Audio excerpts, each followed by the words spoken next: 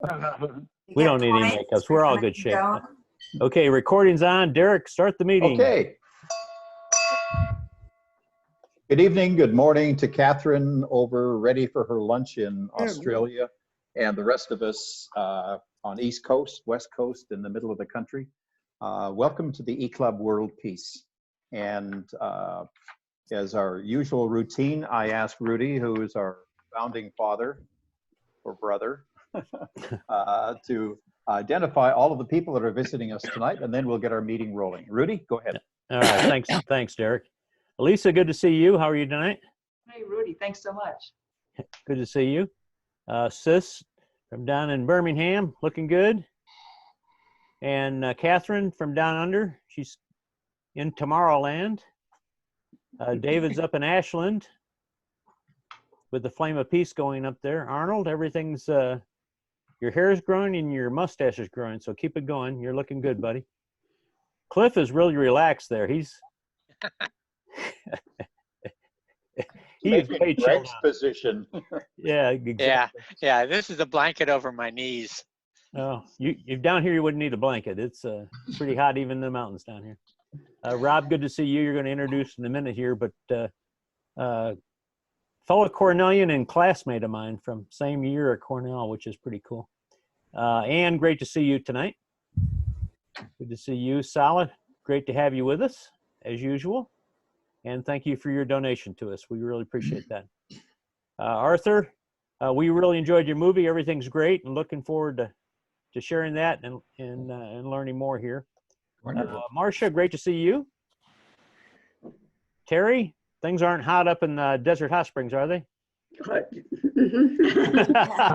Yep, triple digits now. Okay. 108 today. Yeah, Warren looks cool with that background there. Yeah, that's Mount St. Helens has blown up on him last week, and now again. That's pretty good. Andrea, how are things in Arizona? Warm, but not 108. Thank you, Lord. Oh, yeah. Carol is joining us here, and Carol's from out in the desert, but has applied to be one of our newest members here. So, Carol, we'll work on making that happen. Glad you were able to join us and the work you're doing in peace. We really appreciate that. Well, thank you. It's great to be with kindred souls. And it is 108 or 9, and it's too early for that. Welcome, neighbor. Yeah. Yeah. The electric company appreciates your air conditioning. No, we're on solar. Oh, you are? That's 4 good. years ago, yeah. Then they don't appreciate you quite as much. No, they don't. We get the money back from them. There you go. Jack, good to see you. You too, buddy. Hey, Denise, you're a few hundred feet higher up here, so you're a little bit cooler up in Twin Peaks. Emmanuel? Hey, peace to you guys. Yeah. Good stuff. Greg, good to see you. You're not reclining tonight. No, I shifted. You shifted. That's good. Yeah, how's everything on the East Coast? Everything is great. Yeah, super. Great to see you. Connie, how are you tonight? Good, thank you. Super. Great to have you with us.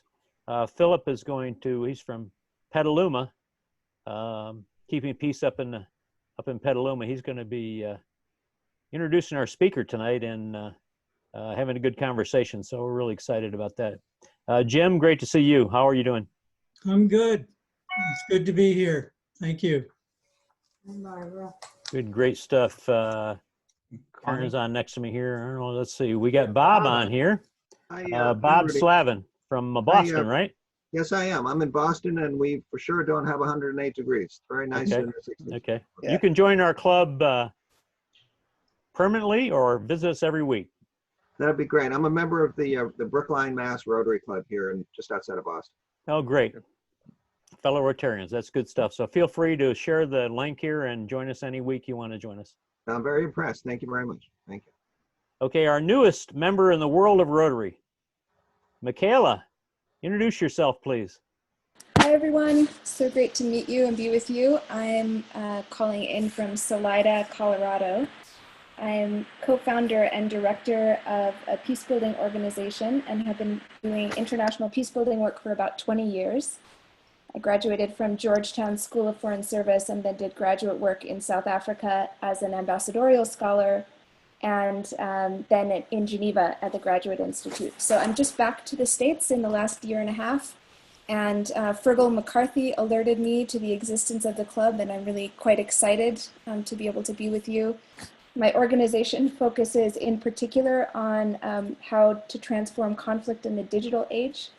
And so I'm eager to learn more about all of your own efforts and interests as it relates to peace building, and super happy to be connected again with Rotary family. So thanks for having me. No, that's great. We're glad to have you with us and join us as our newest member. And we want to learn more about your work as well. So we'll have you talk a little bit more about your work in the future here, but super that you're with us. And if you could, if in that chat box, if you want to put the name of your organization in there, Michaela, that'd be great for folks. They can link back to it. Jean, unmute yourself there.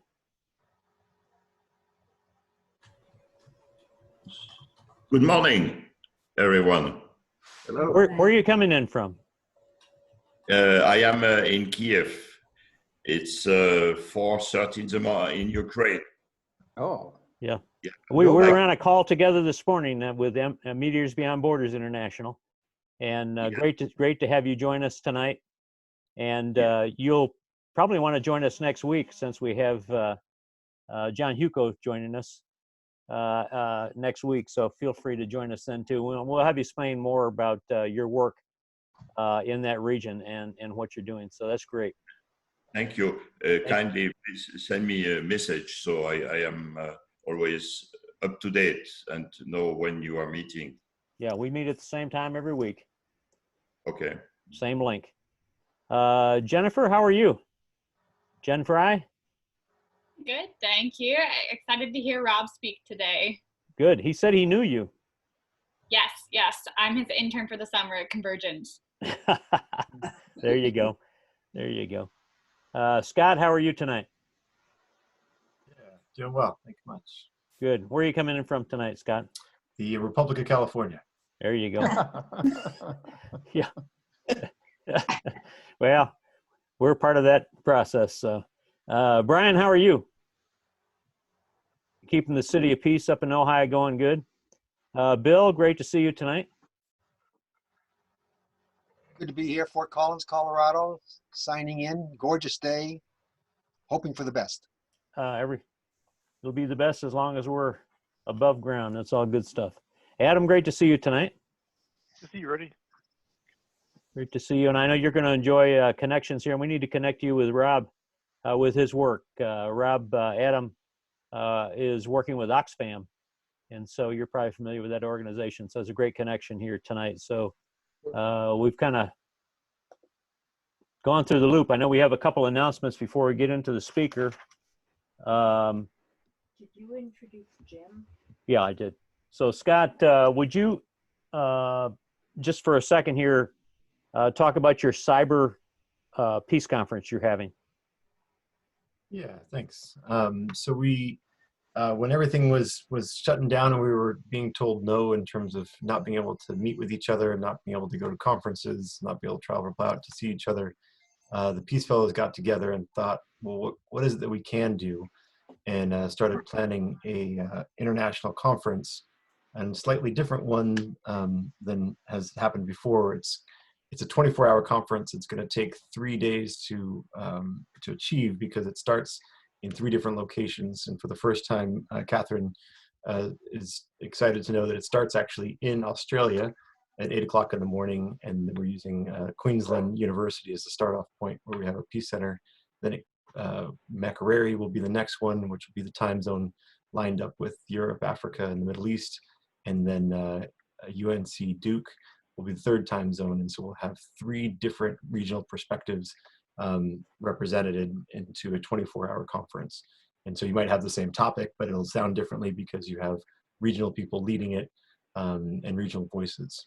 So it's something we're all excited about, and each format being integrative and switching the roles of presenters and participants, and having it be an interactive experience. So looking forward to all that, and Rudy, I'll send you all the material to forward all to all these fine folk who I hope to see your faces there.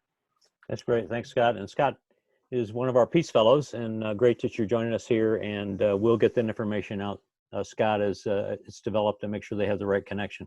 Derek, you want to comment for us on the PACE school? Yes, I will. And what happened with the cyclone, please? Yes, thank you, Rudy. As some of you may know, I'm one of the directors of the Santa Barbara-based nonprofit organization named PACE Universal. And PACE stands for the Promise of Assurance for Children Everywhere, and was started by Deepa Willingham, who lives in Santa Barbara, or in Solvang, but has been involved in the business community in the Santa Barbara area for years, and is also past district governor with Rotary, and is very high profile in the Santa Barbara area with different boards and different projects that she's involved in. In 2003, the organization established the PACE Learning Institute in a little village called Piali, which is 300 kilometers outside of Kolkata, India. And this school was set up to educate young women. There's a term that they apply in India when the Indians spend as much on their daughter's wedding, or as their daughter's education, as they do on her wedding. India will be a country to reckon with. And so that's not meaning to be flippant or anything, but what this school does, it empowers the women and young girls to have an opportunity for an education. So Deepa's promise to these girls born into poverty was to give these girls and their families hope for the future and a prototype model for other schools to emulate. Most importantly, the center has been a safe haven for young girls who would otherwise be sold into the sex trade. In March, everything came to not a screeching halt, but it was India is doing an amazing job with the COVID-19 virus, and they've been in lockdown, and the school, of course, was suspended. But the management and staff of the center, however, came up with ways to provide food and rations for the girls and their families, because many times these young students from kindergarten age all the way through 12th grade, their meals that the school would provide would be their breakfast and their lunch, maybe the only meals those girls would be able to get.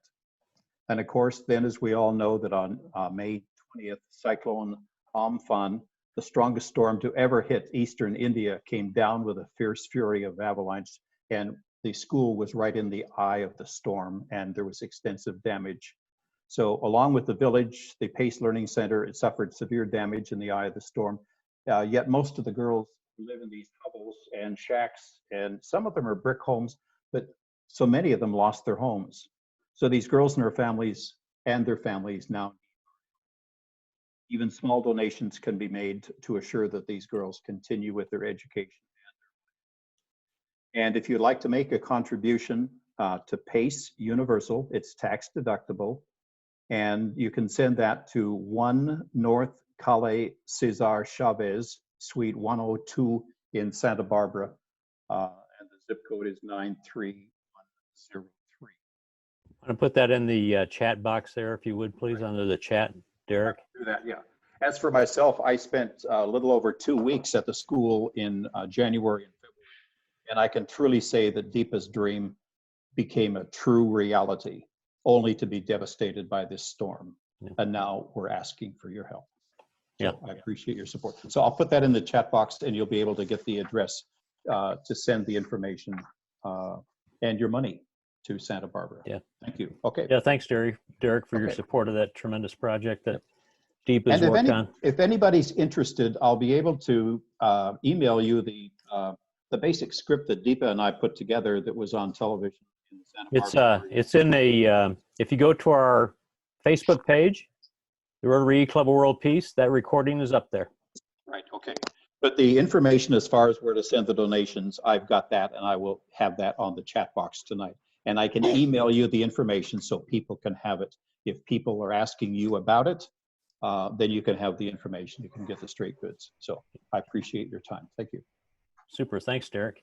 Because of COVID-19, normally in our districts, we do training for not only incoming Rotary presidents, but all their boards. So the secretaries and treasurers and different avenues of service chairs and foundation chairs. And that's called a district training assembly. And because of COVID-19, this year we're doing that training assembly online. So it'll start on June 3rd and go through June 20th. One class, there's 10 different classes, and you'll be able to go. We'll be emailing you a link out to that, so that you'll be able to go online and register for free for any one of all or any one of those 10 classes. Wow. And so secretary, treasurer, all the avenues of service chairs, grant management, foundation chairs, that it encompasses all those different areas. And so we'll be emailing that out to you. And it's a 1 hour class starting on June 3rd is the first date. June 3rd, 4th, it's Wednesday and Thursday at 6 p.m. and Saturday morning at 9 a.m. are the 3 different times. And you'll be able to connect on those. So we'll get that information out to you. And it'll be great because this is the first time we're doing it online. And I'm part of the team that's pulling this together. So it'll be the same link we use actually for our e-club meeting. I've shared that with the whole district. So we will be, again, doing this training online. It's a good way for folks here that are brand new to Rotary to be able to connect and learn, but also to connect and learn about what we'll be doing in the next Rotary year, in that 2021 Rotary year. Rudy, do we also have a Rotary 101? There is no Rotary 101, but we'll be doing some additional classes we'll be telling you more about in Rotary Leadership Institute and other ones coming online going into the fall. So we're trying to do more online, and I'm really pushing this hard since we're an online Rotary Club so that we're able to connect and learn since we're scattered all across the world here, that we're able to get the same learning that we would do face-to-face. So really appreciate that. And before Rob gets in here, I want to cut in more of his time, but next week, our speaker is our Rotary General Secretary, CEO, John Huco. And John will be sharing a great message with us. And you won't want to miss that meeting. And the week after that, Karen's cousin is a doctor, a pulmonary specialist up in Connecticut, frontline with COVID-19. And he's going to be speaking to us on the 9th of June about what he's seen front and center with COVID-19 and also how we protect ourselves and where we look like going into the future here. So it'll be a real speaker on what's happening on the ground in the hospitals front line. So we look forward to those. So Philip. Yes, Rudy. Would you do the honor here of introducing our speaker and then conducting our meeting tonight? Sure. This will be an interview that, well, first of all, I just want to say this is a real joy to introduce Rob to this group. Rob is one of these people that I met when I was working at Search for Common Ground. We worked there together, and I just have the highest regard for Rob's integrity as a person, deep inner integrity, the work he's done in the world, and also his sense of humor, which I think you'll experience a little bit tonight too. For those who missed his bio just briefly, just a couple of key points. Rob first is the founder, senior advisor of Convergence Center for Policy Resolution, a nonprofit founded in 2009. He also served as the United States Country Director at Search for Common Ground when we were there working together. And while at Search, he directed national policy projects, and we'll hear more about that. Prior to Search, John served as president of the Food Research and Action Center, FRAC, a leading NGO to help alleviate hunger in the United States. He served also on 3 congressional committees, working for U.S. representatives and also senators. Rob has, it goes on and on. Plus, I think one of the most important things is he went to Cornell at the same time as Rudy. And another key fact is Rob apparently was one of the best softball players on his team, even though I was the manager for the Search for Common Ground softball team. He never graced us with his high batting average. So Rob, my friend, thank you so much for joining us tonight. Well, thank you. It's nice to be here. I didn't want to actually show up on the softball field for fear of being exposed as the imposter I am in all walks of life, including whatever you just built me up to be. But let me also say this. First, thank you, Philip, for doing this. And Rudy, thank you for the invitation. I had the pleasure of being on the call last week, and I just wanted to acknowledge, you know, what I heard, the hearts of the people here, what you're doing together through this club, but also the kinds of causes you're all involved in. It's very impressive, and it's just inspiring to hear what you're doing in your lives. I also want to give a quick shout out to my friend Bob Slavin, who's been talking to me about the virtues of Rotary for a long time. So I thought I'd return the favor and bring him out to this. And Bob's a great guy, and I hope it'll lead to some new connectivity amongst all of you. You know, and you do have a good sense of humor. Now I'm on the spot. Could I ask one thing? If everybody could please mute your contact, please, and that way Rob won't be disrupted. Thank you. Other than Philip. Okay, I'm going to keep mine on here, Rob. So, Rob, when we were at Search for Common Ground, I mean, oftentimes people just say Search. You led 2 national consensus process, one on healthcare, the other one on U.S. Muslims relations. And then I always love this when you tell these stories about what led you from an advocacy role before Search for Common Ground, working on Capitol Hill as an advocate, to leading these national consensus process. Well, there's many versions of this, some of which are true. But the main thing for me is, actually, I'm a mediator at heart, and what Rudy could probably tell you, I was in the School of Industrial and Labor Relations. I actually went there thinking I would be a mediator. But along the way, having been through the tumultuous years we were at Cornell, I got very involved in social causes, got very concerned about the issue of poverty in America and racial issues. And I came to Washington, I became an advocate. And I thought in the beginning that morality itself, my religion, everything else required me to be a progressive and a liberal. In my point of view, I just had equated both of them. And then as I came to Washington and eventually formed relationships with people from across the political spectrum, I began to see the decency of people of all different walks of life and different points of view. I began to see that many of them honestly wanted to solve problems. And I couldn't live with really the cognitive dissonance of seeing people of decency who wanted to solve problems, who saw the world differently than I did, and actually had ideas that were really worth considering. Sometimes I'd be in conversations with people that, you know, were just so intelligent and they said things I never had thought of. And of course, that's normal. None of us has complete knowledge. And we get so invested in our own point of view that eventually I had to break away from my liberal advocacy beginnings to embrace the different worldviews, Philip, that you and I share. And once you sort of get to that, it's hard to have it go away. So again, I've talked to Philip about how I often see good people in bad systems, people fighting and arguing. It has seemed to me there was so much unnecessary rivalry and debate and argument when underneath it all, most people wanted the same things. And so that was kind of a revelation for me as I worked my way out of jobs on Capitol Hill, working on bipartisan basis in the House and the Senate, and then running this progressive advocacy group. I ended up debating 2 people as a liberal advocate. They were conservatives. 2 of those people have now served on the Convergence Board of Trustees because we became friends. And so I guess one of the things I'll say, and one of the themes of tonight, is that the power of relationships, to me, is extraordinarily important. And it's not only the key to the work that we're doing now at Convergence, but it was the key for me to open my eyes to the decency of other people and to develop a really healthy respect for people who perhaps saw the world differently than I did, but I thought really had something of value to add. Nice, Rob.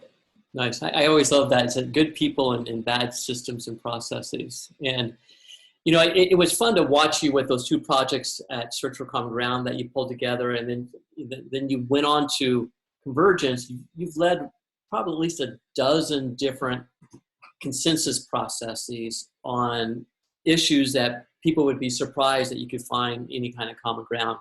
So what are the fundamental processes you employ, and what makes this process distinctive? Great. And maybe, Jen, maybe you could put up a link while I'm talking to the Convergence website where you can all get this information. Look, fundamentally, and this is kind of a breakthrough, I think, that we created. There are a lot of people who have some discussions in Washington across differences. Most likely some think tank will sponsor an event, and they bring in someone on the left or the right, and they have a debate, and then they write up the proceedings about where they differ. The fundamentals of of our approach is to first understand that there's probably a shared problem people want to solve.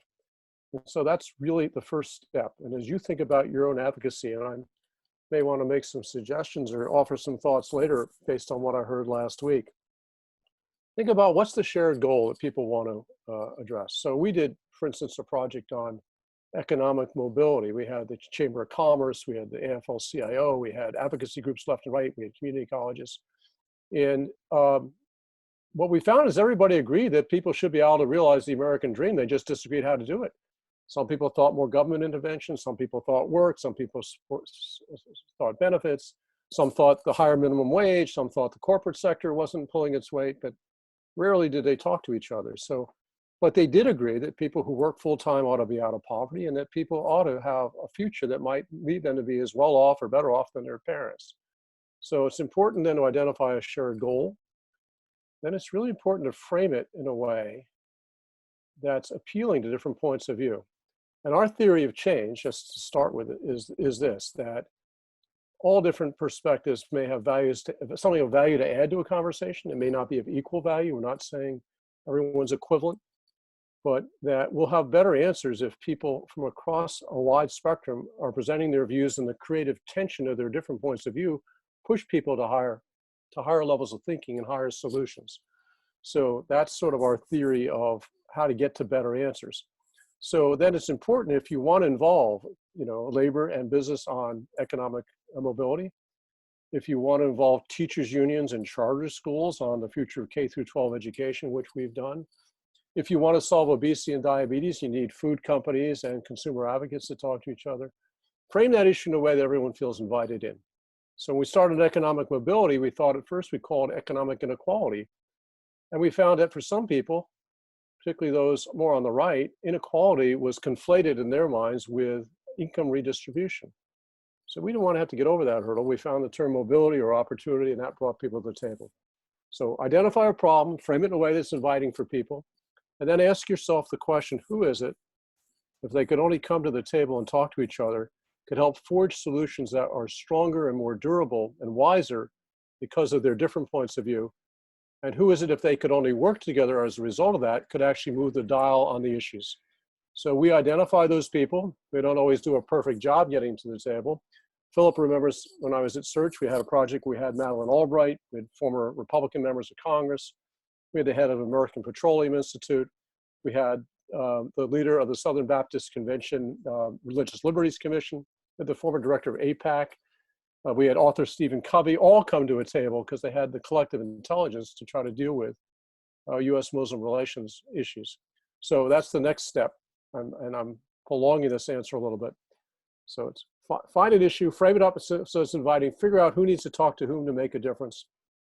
And then you need to facilitate a debate, a dialogue amongst them, not a debate, where you don't start with arguing positions. You talk about your underlying interests, your concerns, your values, and you build personal relationships amongst them. There's a whole lot of steps we take to build trust with us and to build trust amongst the people. And we often do it 2 days at a time. Many times people travel from around the country and they break bread together.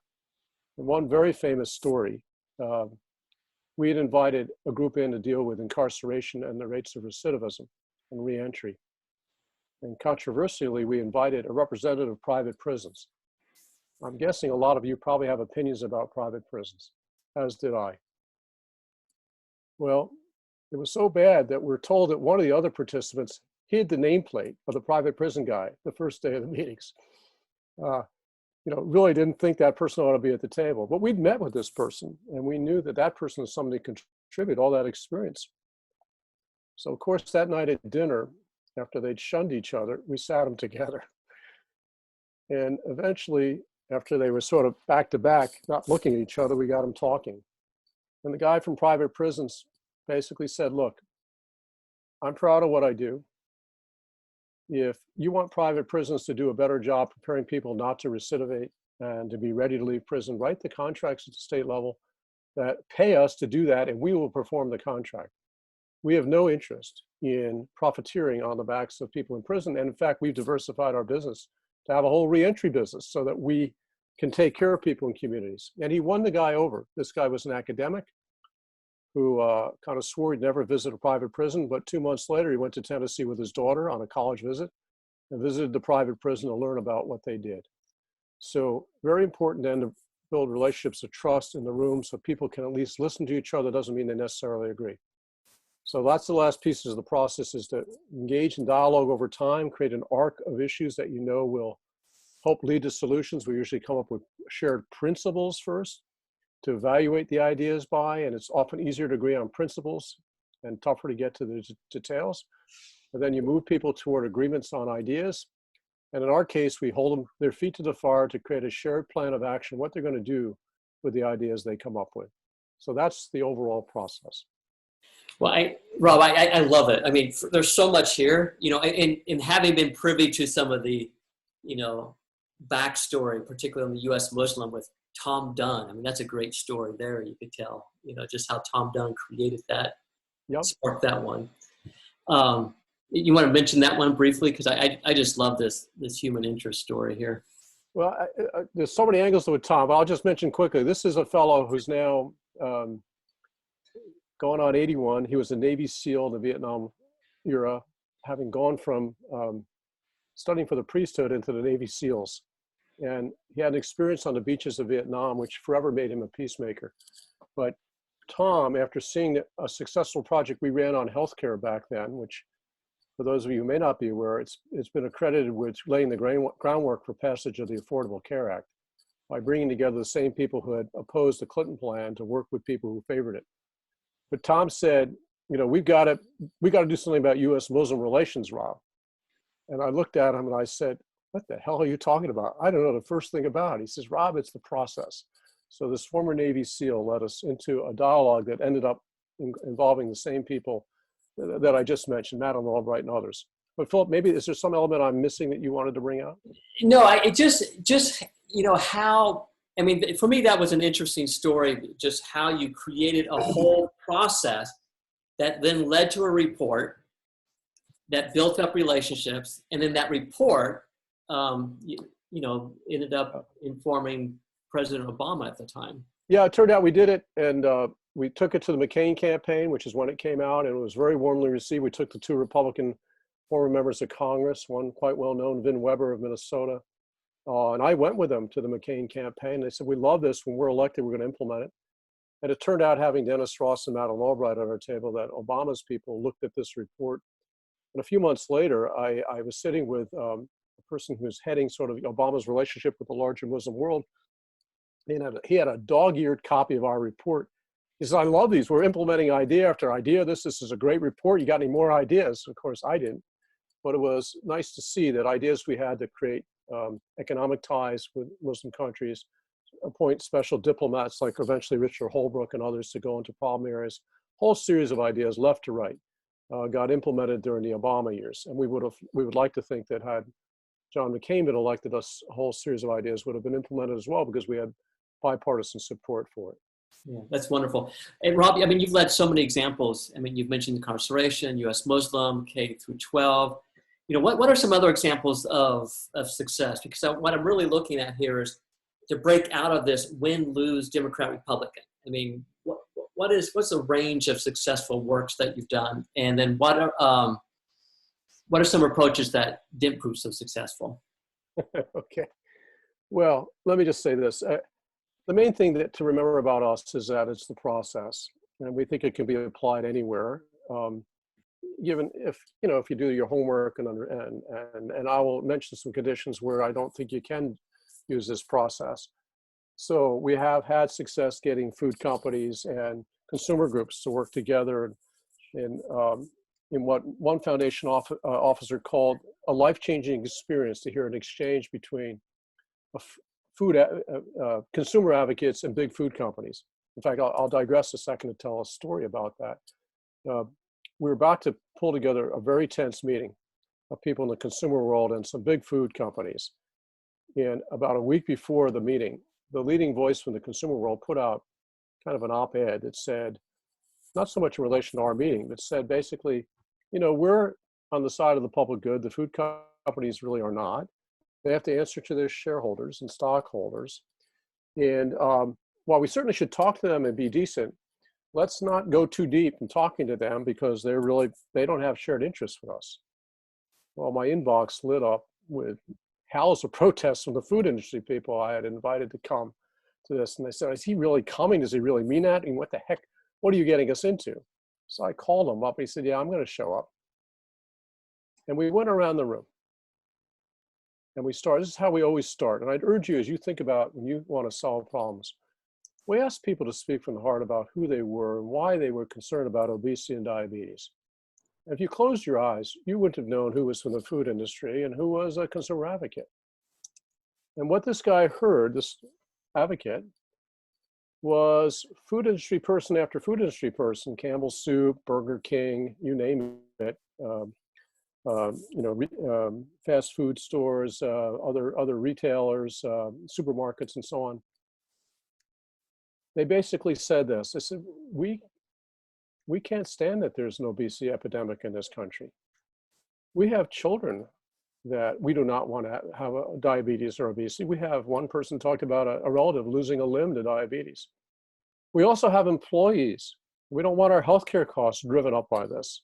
So we don't have an interest in people being obese and being fat and so on, but we can't unilaterally disarm from products that make money, and we have shareholders to listen to. So we think the conversation needs to be about how do we create more market demand for healthier diets? And if you will help us do that, then we will try to take some risks to get there. The consumer groups, I think, were moved by that, but they also responded to say, well, if you will suspend your double bacon cheeseburger commercials in the inner city areas that we're working on so that we have a chance to infiltrate and get the messages out, that would really help. So that became the basis of dialogue. And as I mentioned before, we only had enough money for one meeting. This is very early on in Convergence. It's hard to raise money for peace building, at least in the domestic policy area, probably internationally as well. And we had a woman from the Robert Wood Johnson Foundation there, which is the leading foundation in the country working on those issues, and we barely got her to come. And when we left the meeting, she came up to me and she said, Rob, do you understand what happened in the room after listening to this? And I said, I think I do, why don't you tell me? She said it was a once in a lifetime experience. I literally have goosebumps in my arms and throughout my body. I've never heard the level of dialogue to be so frank and so open. Someone needs to mute. Oh, you did not? Yeah, if everyone could check, make sure your lines are muted. In any event, the punchline is that not only was she, having been in dozens of these dialogues before, so impressed with the level of depth we got to and the earnest sharing that to a nonprofit director's heart, she delivered $350,000 a year for 2 years to support the dialogue.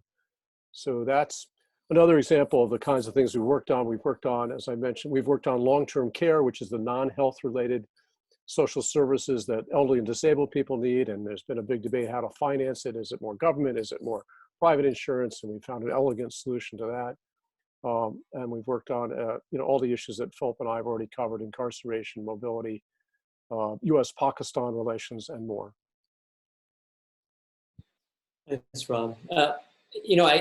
This is such a breath of fresh air with everything going on in the political scene right now. But we'll come back to that in a second. So, where are situations where the approach may not be so successful?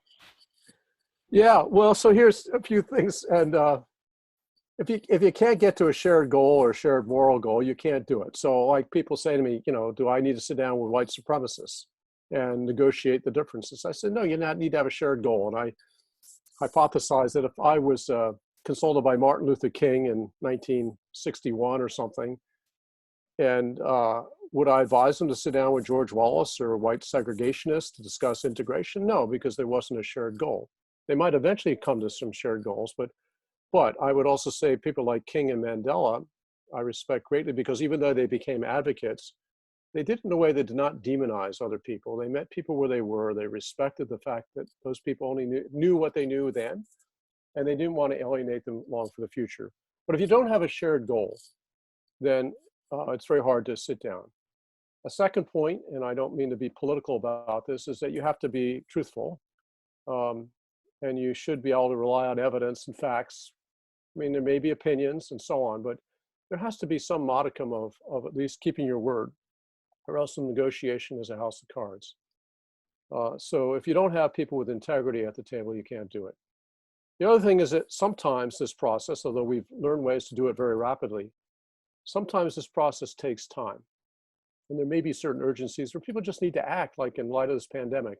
Convergence right now is looking at some angles of issues where we think we can help after this first round of emergency to deal with economic recovery and workforce issues, particularly potentially healthcare issues. But in a short-term emergency, you've got to hope that you have galvanizing leaders who can bring people together and move quickly. And so there isn't always time to do this process. So it can collapse for a lot of reasons. And one I did at Search for Common Ground on HIV/AIDS collapsed because, frankly, we couldn't get over the personal animosity of two of the leading stakeholders who disagreed, and we couldn't handle that. But most of the time, what I want to say to you is that it's possible to create relationships of deep trust amongst people who used to be adversaries. They may not agree, but they end up really usually liking each other. I say that familiarity breeds affection most of the time, not contempt. We have a famous story of a woman who, in our education project, who heads a very conservative foundation, used to blame teachers' unions for the problem of why our schools were failing. And of course, we put her at a table with the vice president of the NEA.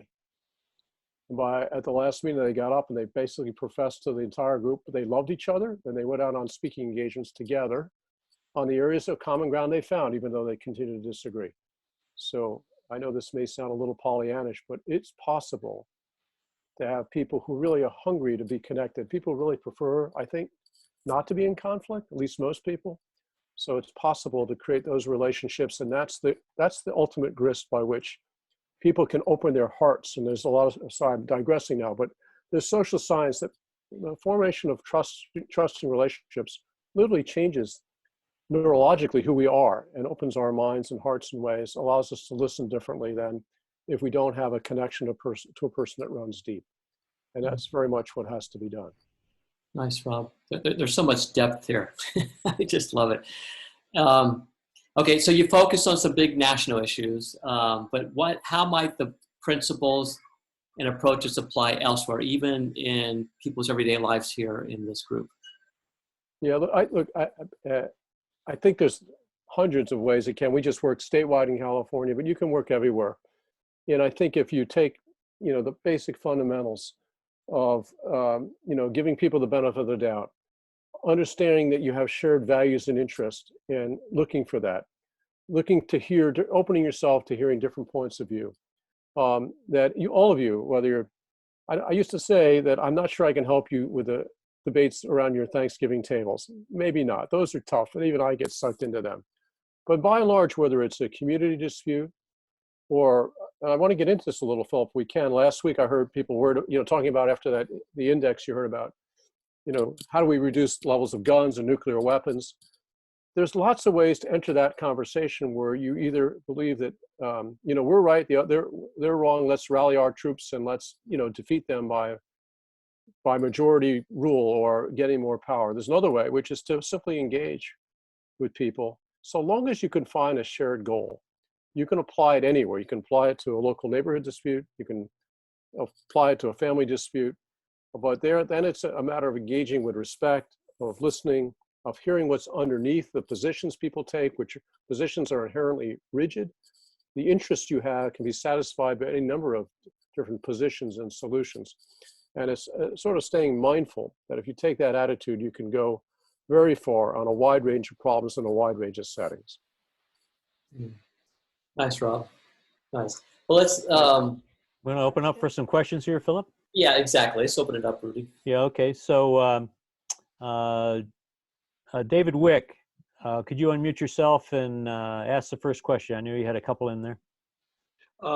Yes, well, I'm in Ashland, Oregon, and we have the Ashland Culture of Peace Commission, and there's a lot of differences in the community, with different views, and people get really nasty about things, and really nasty in social media and so on. And we're looking at having a community forum and bringing people together, open to the whole community, but having it based on the Native American talking circle process. I'm just wondering, in your experience, do you need to ultimately come to a focused issue or item, or can it be a broader conversation expression of finding where we come together as opposed to kind of solving the problem? Yeah, thank you. Good question. I think you can do both. And in fact, sometimes having that first conversation about values and who you are and what you care about, even if it's not about a particular issue, begins to build the trust process. I do think two things I neglected to mention in terms of process is it's essential you have ground rules. I mean, American Indian talking, Native American talking stick, in some ways, sort of breeds that. And in some cases, depending upon the setting, and you just described a very charged setting, it's important to have someone with skills to moderate or facilitate the conversation who can control the room. But I think it's really hard. I've been talking with some members of Congress about how to have better town hall meetings. And it's really hard when people come loaded for bear and you open it up. But if you can begin to build relationships in advance, we never just invite people to a meeting. We spend hours talking to them in advance. We make sure they know we heard their concerns. They built its trust with us that we will make sure that what they're concerned about will be aired out. So I urge you to, one of the things about having great conversation is it takes a lot of homework. It takes a lot of relationship building across the different parties, including those who want to organize people and convene people to have better conversations. Great, thank you. Sure. Anne Frisch, want to unmute yourself? I think you had a question or a comment. Yes, very interesting discussion, and I'm sitting here trying to imagine who would be at the table on nuclear weapons, because we have a peril, potential catastrophe that could happen tonight while we're talking. Great. You actually led me. Did you finish? Yep, that's good. Yeah, so here's what you led me to. So if you want to have a conversation, which is, how do we reduce nuclear weapons? That might not be inviting to the people you really need to have on your side to get it done. But if you're willing to be in a conversation about how do we create a safer world, a reframing, and willing to actually listen to people who think that there's a greater likelihood of peace through strength as opposed to simply getting rid of arms, then you can potentially engage with the people you need to get a solution. It doesn't mean you'll get to common ground. And I'm not suggesting I favor one point of view or the other. But if you frame it in a way in which you've already got the right answer and you're asking people who don't believe in that on a principle basis, I mean, ultimately our processes are able to separate usually greed and narrowness. If it's just the military industrial complex, you know, if you feel that they're just filling their own pockets and it's just a matter of them winning arguments because they've got connections to do that, that in my view doesn't usually prevail over time. But if in fact there are people who do believe there's peace through strength, just the way our newest project probably will be on gun violence in America. I have been privileged to sit in some meetings with people who are gun rights advocates who really feel they're misunderstood. And it comes down to, for them, they feel safer in a room where there are guns, whereas a lot of us don't feel safe or in a room with guns. That's actually their honest, heartfelt belief. And I can tell you that they are decent, honest, caring, moral people who are as shocked and upset to see people die innocently as anyone else. And so you have to get underneath that and see where your common goals are and begin to have that conversation. And you may end up with solutions that don't fully satisfy you, but you probably will end up with progress. You also lower the temperature a little bit so that some of us don't carry around so much hate in our hearts because we misunderstand what a lot of other people think. Thank you. I've got several questions here. I'm trying to get them in order so I don't miss anybody. Carol, you had a comment or question? You unmute yourself, please. Thank you. Rob, this is fascinating because you mentioned my mentor and the one I sort of planned my vision around for the Peacemaker Corps, and that is Nelson Mandela. I've been at the UN for many, many years, starting in the mid-'80s when I was living in China, and I ended up running an organization called the Friends of the UN with the 50th anniversary of the United Nations. And what I've seen in the last 25 years, because this is the 75th anniversary right now, what Nelson Mandela said to me about apartheid and how he was able to, get this restorative justice going. It was an inspiration. And when I decided I wanted to start a new NGO at the UN called the Peacemaker, well, I didn't know what to call it. I went to Columbus, Ohio, and there was a Indian sweat meeting, and I sat in that meeting and named the Peacemaker Corps because that's what I felt with the women in the talking sticks. And that was one of the first things we did as an icebreaker with kids that came from public housing, tough, rough, didn't want to take orders from anybody, brought them to the malls as a host. The mall would host it. Could you please, we got several people to get to. Yeah, I just Please want ask your question. you to know that Ask for your the question, please. world to get together is all about storytelling. That's where we came from. That's what's going to keep us together. We share our stories, and that gives us an idea that we are sane somewhere inside. That's what I wanted to say, and I appreciate what you're doing. It's great. I totally agree. Thank you for that. Congratulations on your great work. Thank you. Sorry for the long wind. Oh, it's okay. Arthur? Well, I love what you're talking about convergence. It's so powerful. And I like Philip's question about how do we break out of win-lose democracy, and Carol mentioning UN 75. And of course, the UN's calling for a global conversation on the future we want, the UN we need. What does it look like on the 100th anniversary? And I'm wondering, if you took a step into the future, how do you see taking this convergence process and building it institutionally into the way we govern, both nationally and into maybe some future global parliament? How could this be a systemic part of the process? Great. I'm just about to recruit you to help. So just to be clear, one thing you should know is that 2 months ago, I stepped down as CEO. Rudy and I being the same age, I usually refer to as the 57th anniversary of my bar mitzvah. So I've reached a certain age. But yes, I'm still active as as a senior advisor and working several days a week. So to answer just briefly, we see the big play is what we call the multiplier. There's only so much that one group can do. I'm actually writing a book about this process. We're going to try to potentially develop training. We've got materials. We've got hundreds of people, over 300 people we've convened at our tables who become ambassadors for this. So we want to get the message out about, it's kind of a mindset change. But I think the thing that makes us a little different is that we're practitioners. We've actually done it. I come out of the hardscrabble world of politics where I had to go on the Senate floor and staff debate where I was helping Bob Dole oppose Jesse Helms, and it was really quite an amazing experience. But I think you're on, rather than try to answer in full now, I think we need to gather the people who see the world this way, including the people we've reached who are unlikely validators, who are former warriors for one side or the other. And once you go, and many people don't get this until they've had the experience. So our goal, part of our goal, is to create a groundswell in this attitude. And it's more a matter of what audiences can we get in front of, what people who are, innovators and entrepreneurs want to take these ideas forward. How do we reach a wider audience? And I'm hoping that in addition to 5 or 6 of my relatives who buy my book in a year or so, that maybe, at least 3 or 4 of you will. And the groundswell will ensue from that, no doubt. Great. So what's your email address and the URL for us all to join you? Okay, so I'll connect you, Arthur, with that. And Jen will put it right up for you as well. Right.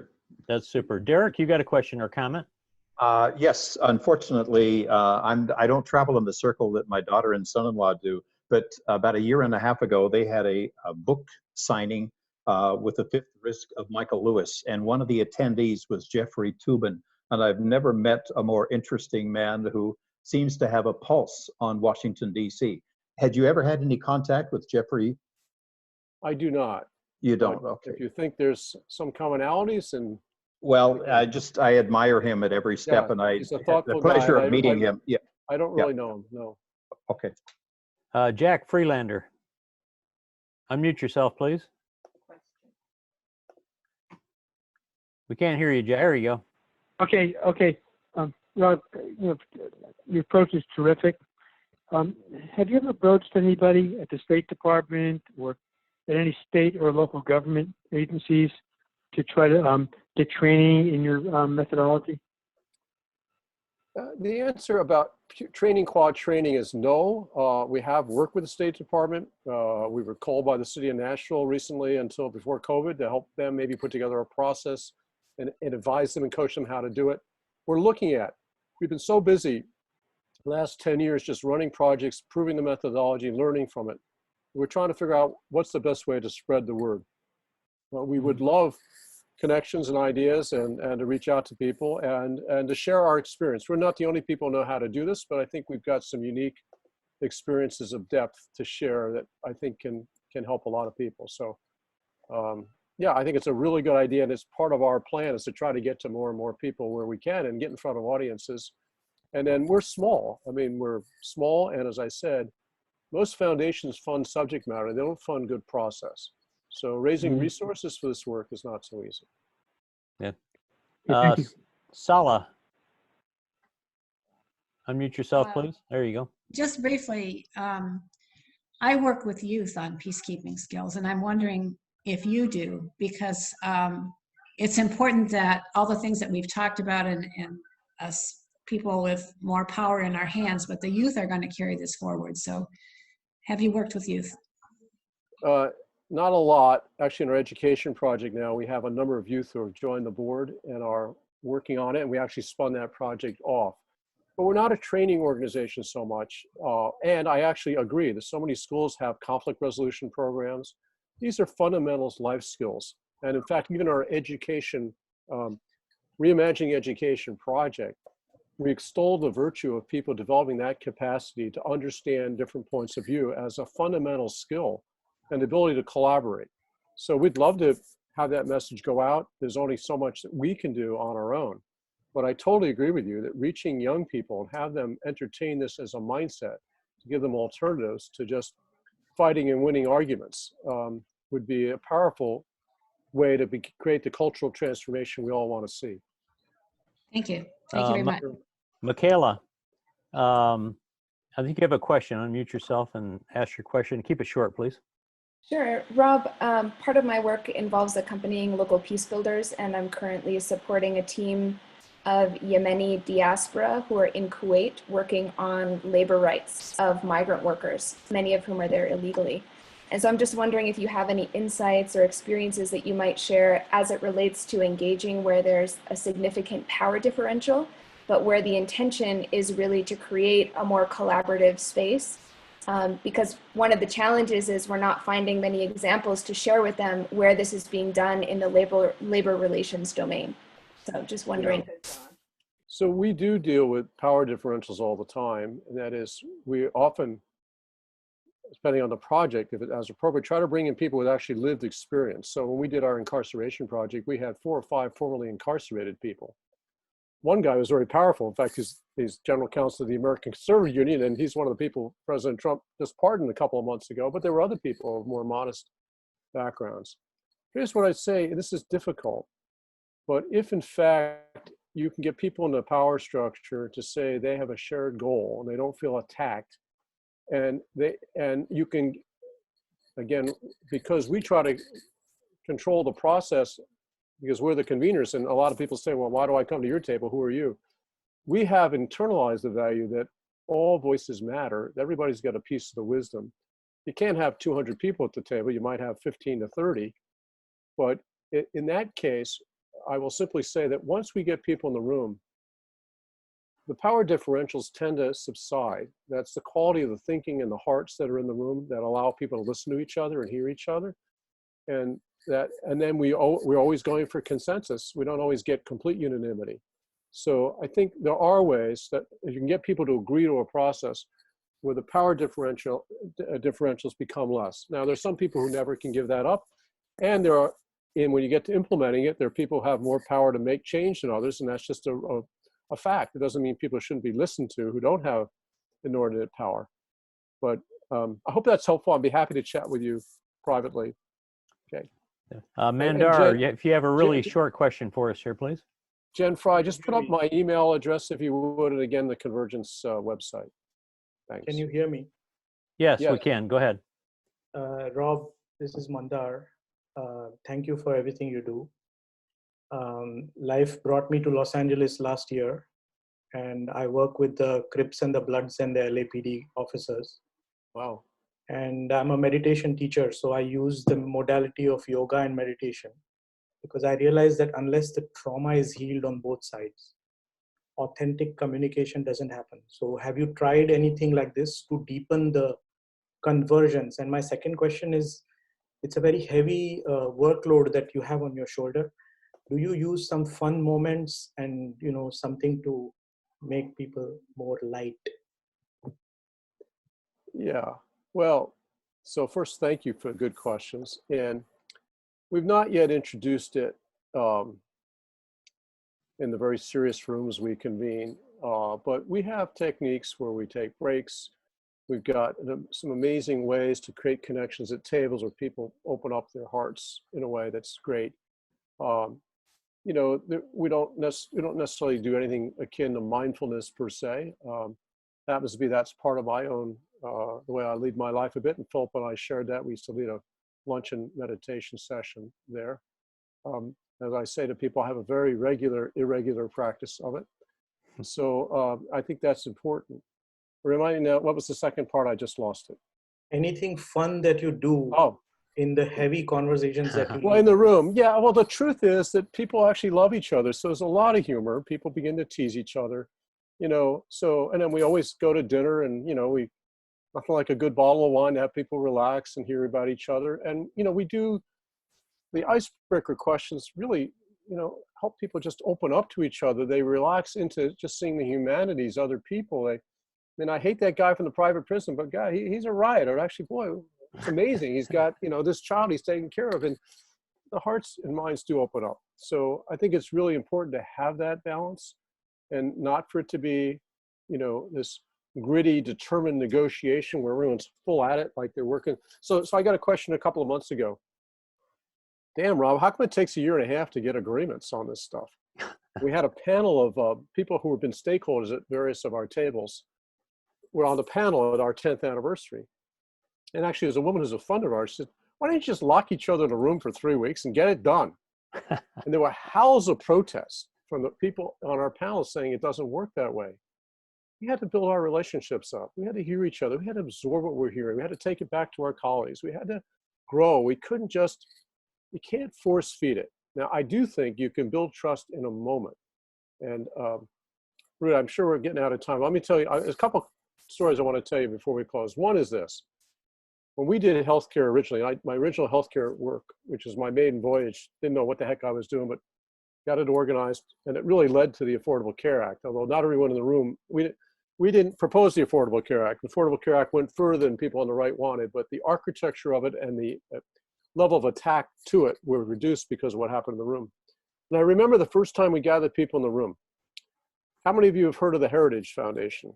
Very conservative think tank in Washington, D.C. So there were groups on the left, groups on the right, and then there were, groups like hospitals and insurers and so on who weren't necessarily political. They had their own points of view. We're going around the table, and first time I've ever done this, and we said to people, why do you care about this issue? There's 50 million people uninsured. Tell us why you personally care, and what do you hope to come out of this? And it turned out a bunch of the progressive groups went early, and most of them kind of pulled their punches and said, well, it's really important people have healthcare coverage. I think more people ought to have coverage. We get 2/3 around the room. And one of the people, a good part of the room, was most dreading to hear comes from the Heritage Foundation, one of the most conservative think tanks in the country. And he happens to be British, and now he's a dear friend of mine and on the Convergence board. And Stuart Butler says, well, I don't know about the rest of you, but I believe in universal healthcare coverage. You could have heard a pin drop. I mean, this guy from Heritage Foundation is the first one to say we need universal health care. What is going on? And then he says, I'm a free market guy. And I'm going to argue with you that we ought to do much more of it through free markets. I know a lot of you want government. But let's agree on that goal, and then we can debate how to get it done. And in that moment, the fences dropped. And by dinner, I sensed the whole room felt a sense of shared kindred spirit in a way that none of them had, and they'd known each other for a decade or more, most of these people. So that's part of why it doesn't get that serious, because people's hearts open up. Yeah, Rob, this has been just a tremendous conversation with you tonight. I'm glad Philip recommended you, and I was able to connect with you on LinkedIn. We connected here, which was great. Your experience is unbelievable, and we want to share more of your understanding and your with us here in the future, and we'll be connecting with you more. We just I can't thank you enough for joining us and sharing your experiences, but we need more of your work across our nation here and around the world. And we've got, just tremendous tonight with your experience. And we thank you for all that you're doing and you have done and you will do. So we really thank you. Derek, thank you for bringing us information about PACE, the school. Thank you. And we'll be emailing that out to all the members here. If you can help deepen her school Right. with some help over there to keep these girls out of the sex trade and finish their education after this cyclone. This is very important work that's been done for years. And I believe you'll see in the July issue of the Rotarian magazine, an article on Deepa's work with PACE Universal. So we look forward to that. And Derek, thank you for your dedication to that project. Thank you very much. Rob, I'd like to say when my daughter and son-in-law had the host after the reception, I never realized that Washington, D.C. was such a fun place. So if you survived, you're a master. So Thank you very much. it's Listen, it's up thank you past for the your eyes, opportunity. as the old line is. Yeah. Yeah. But they were So really, talking thank you. off the cuff, so I was sort of a fly on the wall. Yeah, great. Okay. So I just wanted to thank you for the opportunity tonight. Thank you very much, everybody. Thank you, Rob. And I'll have my little Tibetan singing bowl, but I can't make it sing, but I can use my little mallet to adjourn the meeting. Good night, all. Thanks, everybody. Good night. Good night, Rob. Good night. Rob, we'll be in touch. Great, Rudy. Good night. Look forward to it. Good night. Thank you very much. All right. Take care, everybody. Bye-bye.